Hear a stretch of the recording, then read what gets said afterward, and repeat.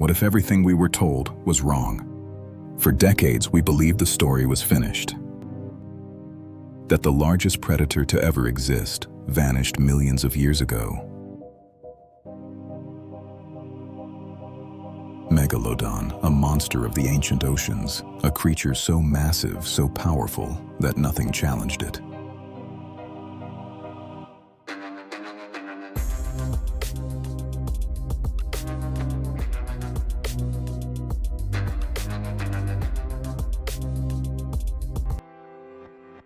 Science told us it went extinct. Textbooks closed the case. Museums locked it behind glass.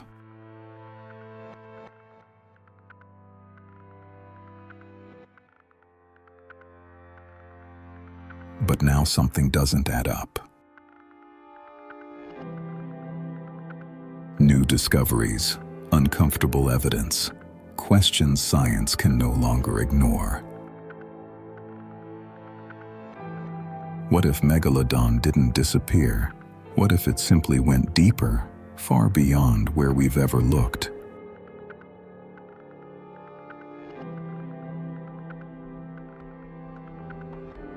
Tonight, we uncover the evidence that is forcing scientists to ask an impossible question.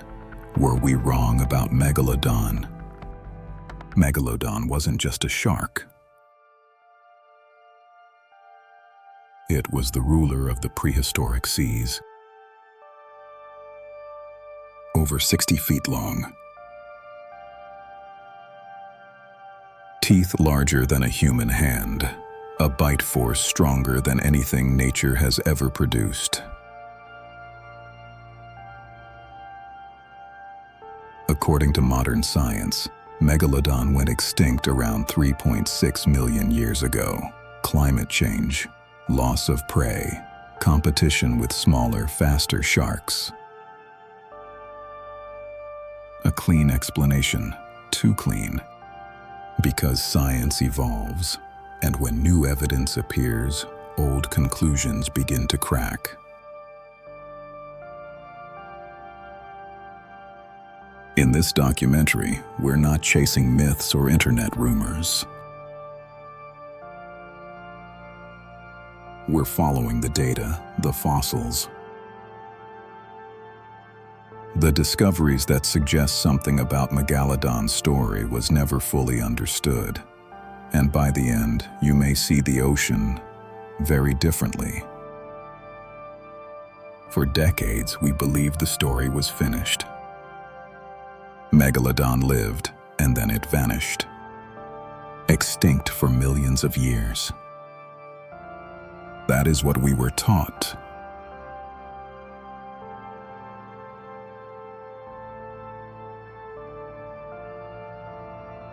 That is what museums told us.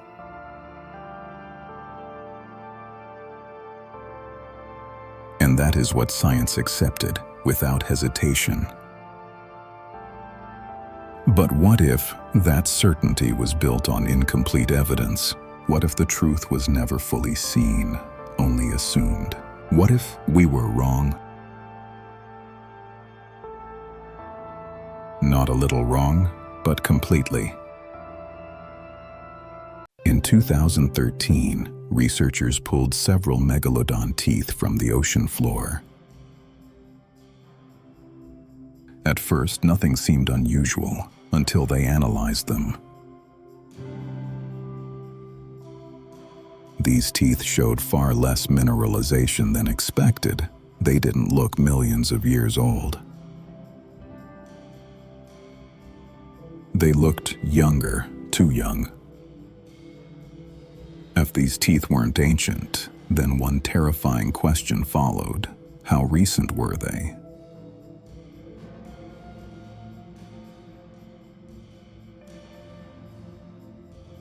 And more importantly, what left them behind?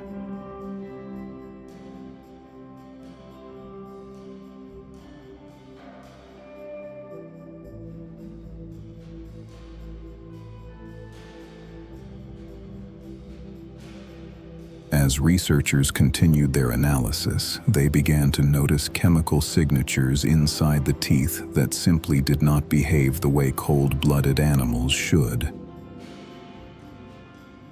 These subtle patterns hinted at internal body temperatures that were far higher, far more stable, than anything expected from an ancient shark. For the first time, the possibility emerged that Megalodon was not entirely cold-blooded, but something far more complex. This discovery challenged a rule that had shaped marine biology for generations. Warm-blooded predators move differently, hunt differently, and most importantly, survive differently. They are not limited by cold oceans, nor slowed by falling temperatures. They adapt, they migrate, and they endure, and that raised a deeply unsettling problem. If Megalodon could regulate its body temperature, then the oceans that once killed it may not have killed it at all.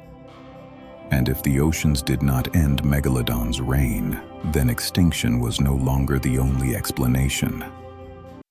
Fishermen do not speak in scientific terms. They do not measure hypotheses or debate theories. They simply describe what their eyes see and what their instincts feel in the moment. Across South Africa, Australia, and the vast Pacific, stories separated by thousands of miles begin to echo one another with unsettling consistency. They speak of something enormous moving beneath the waves, something faster than a great white shark, and powerful enough to pull boats as if they were weightless. There are naval sonar logs that capture shapes too large to classify, unexplained shadows that vanish before identification, and encounters quietly filed away and dismissed.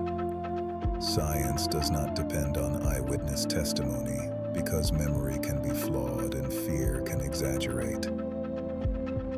But when the stories never stop, when they continue across decades and oceans, they become impossible to ignore forever.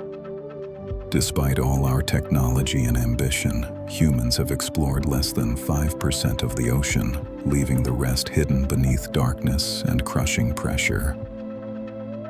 Below the reach of sunlight lies a world that resists exploration, where machines fail and survival itself becomes uncertain. The deep sea has already revealed creatures once believed impossible, from giant squid to sharks older than civilization itself. And if Megalodon survived the changes that reshaped the oceans, this is where it would retreat, a place where prey still exists, where humans do not intrude, and where time itself seems to move differently.